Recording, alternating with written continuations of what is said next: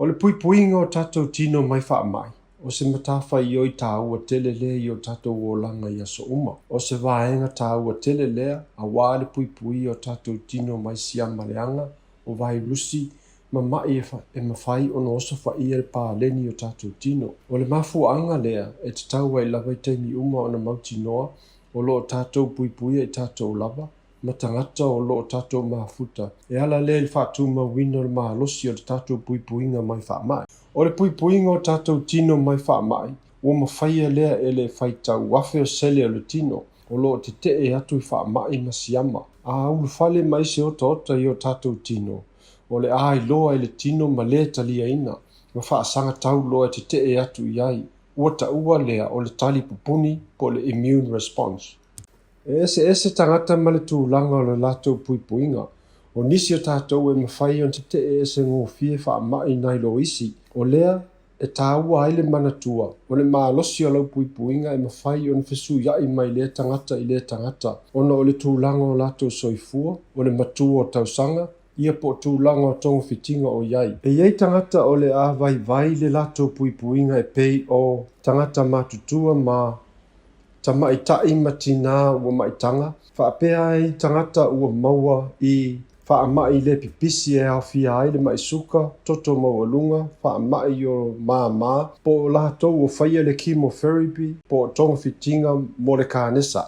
O le ase auala e mafai ona tatou faia ia mautinoa ai lo tatou tausolomua i lo tatou puipuiga. Ma le puipuiga o tagata vai o lo tatou loto i fale, pea o mai faama'i mama'i o le tino. Numera muamua, o le faamautuuina lea o le paleni o lau mea tausami, ina ia aofia ai tuaʻaiga mea ai ese mai vaenga te tele 5 o mea ai. E tatau ona tatou faamamafa le faatele o le tausami foalaauaina ma foalaau mata o ano gase o manufasi, so a susu po o isi tuaʻaiga susu na mea ai e gosi mai fatulaau e faamalosia ai tatou tino te te'e atu i faama'i. Numera 2, o vailaau po o vaitamini e ta'u o antioxidants. Latou te fesoasoani e fa'aleleia vaega o le tino ua fa'aleagaina mai osofa'aiga e siama po o sele mai fafo.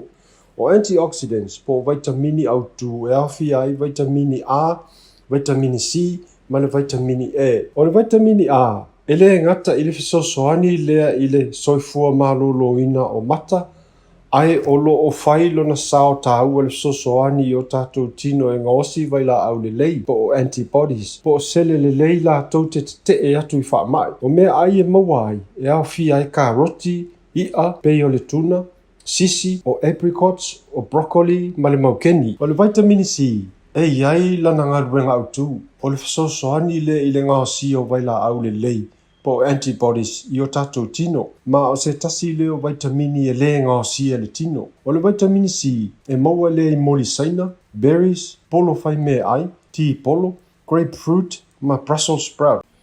O le vaitamini E e fesoasoani le puipui ma tāfia le fa'aleagaina o tatou tino, e mafua mai siama ma vairusi.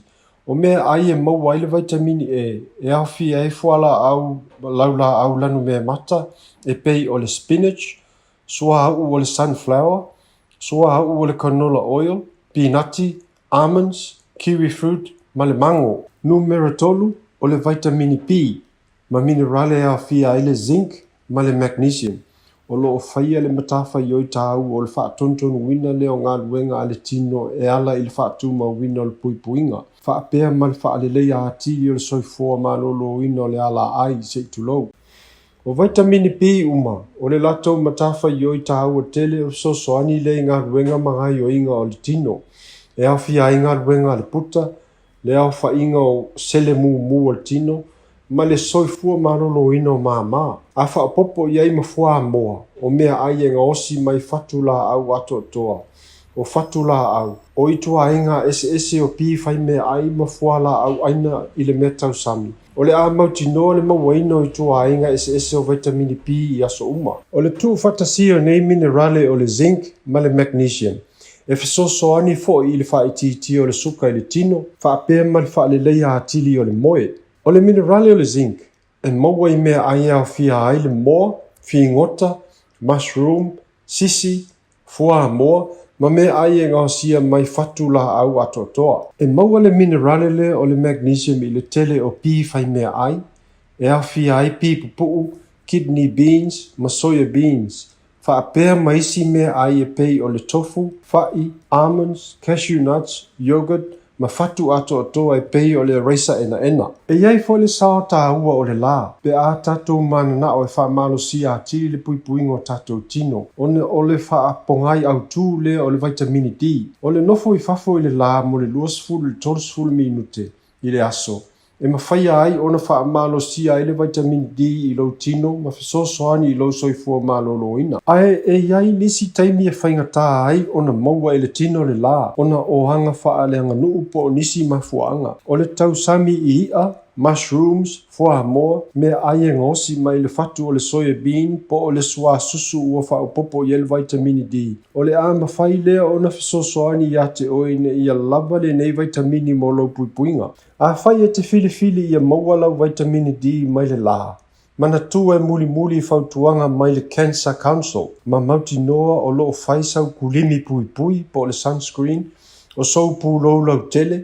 Ma tauma whai e nofo anga paolo pe a maua. O le tatou puipuinga o se vaenga tāua tele le o lo tatou o langa i le aso ma le aso. Ma o le tausami tua inga me ai ese mai vaenga te tele lima. O le saunga le mua me ai ma le ngaosinga. O le ama whai lea ona whaiti ai lo tatou o noa awhia i mai. E te tau lava on tatou ngarurua whaatasi e tū mau pēr isi tūlanga mawarunga lo tatou soifua maloroina o tatou lava. Whaapea malatou e vai. E ala le le whaaua wina o le whaamalosi o lo tatou puipuinga. Ma le whai o suinga tāua i o tatou o langa i aso uma. O le nei pepa u faasalauina lea e le Ethnic Communities Council of Queensland Chronic Disease Program. Ua na o se fesoasoani i whaamatalanga i nei mata upu. Ma tau te taumawhai a tonu ma sa o whaamatalanga uma. Ai ole a le sui ai se whautuanga mai lau fō mai. Whaamole whafso ta i lau fō mai po lau health professional mo whautuanga e whaatatau i ate oe. Mo manatu whaalia winga i le nei pepa. Whaamole whafso ta i mai le vahenga a le ECCQ Chronic Disease Program i le numera telefoni o fitu tolu walu whaawha, iwa tasi ono, po le upenga ta whailangi o le www.eccq.com.au.